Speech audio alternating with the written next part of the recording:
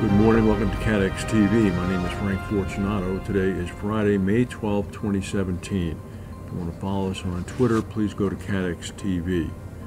An earthquake with a preliminary magnitude of 6.2 on the Richter scale struck at about 4:40 a.m. this morning, about 80 miles away from the capital of El Salvador.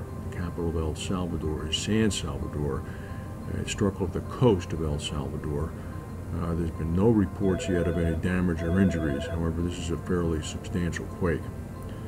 2 bombs have gone off in the capital of Italy, in Rome, near a post office and a United Nations building. Police and firefighters are on the scene right now. It's believed to have occurred near a side entrance of the post office. The Italian press is reporting that 2 IEDs, improvised explosive devices, were placed close to the post office between 2 parked cars. One of the parked cars is apparently a charred wreck and was detonated by the blast. Other reports indicate that these might be letter bombs. Similar explosions in the past in Italian cities have been blamed on anarchists. The election in Britain is the week of June 5th. I believe it's on June 8th, actually.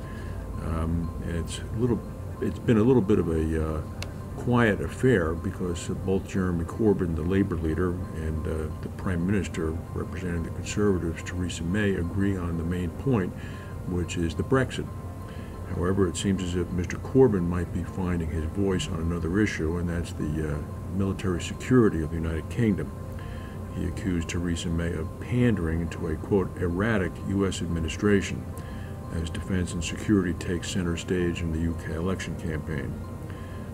This is partly a result of yesterday's news that President Trump is planning on increasing American forces in Afghanistan. Mr. Corbyn opposed the UK involvement in American invasions of both Afghanistan and Iraq. Fiat Chrysler is saying that it's going to recall more than 1.25 million pickup trucks worldwide to address a software error linked to reports of 1 crash death and 2 injuries. The software error would temporarily disable the side airbag as well as the seatbelt during a vehicle rollover spurred by a underbody impact such as striking on-road debris. The company will reprogram computer modules in the affected vehicles to address the issue. The recall covers slightly over 1 million 2013 to 2016 Ram 1500 pickup trucks, as well as several other pickups sold in the U.S., Canada, and Mexico. In the event of a software error code, the problem, says Fiat, could temporarily be addressed by turning the vehicle off and then on. We're not exactly sure what that means. In East Africa, seasonal rains have come with a vengeance now across eastern Kenya and Tanzania. Heavy and steady torrential downpours have left many areas underwater with at least 9 people feared dead. May is the wettest month in Mombasa, which is the port city of Kenya on the Indian Ocean. It's the 2nd largest city in Kenya with about 1.2 million people. It sustained an astonishing 316 millimeters of rain in 24 hours. That's over 1 foot of rain. That sets a new record for the period. The weather system is now expected to dissipate somewhat and drift inland to the west.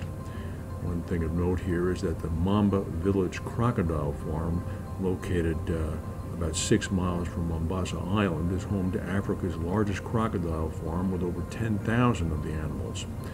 Some of these crocodiles have been swept away in floods caused by the heavy rain. Nobody knows where they are. They're somewhere inland, possibly posing a danger to nearby residents. A United Airlines flight from Houston to Ecuador was delayed yesterday after a scorpion was spotted on board.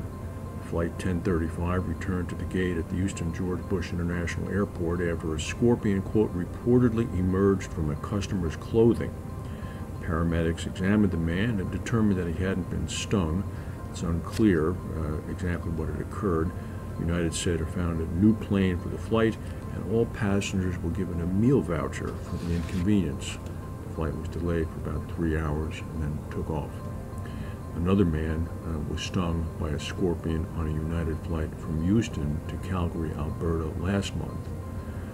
I'm not a detective, but if I was, I would think this is suspicious that both flights are emanating from Houston and both are United flights.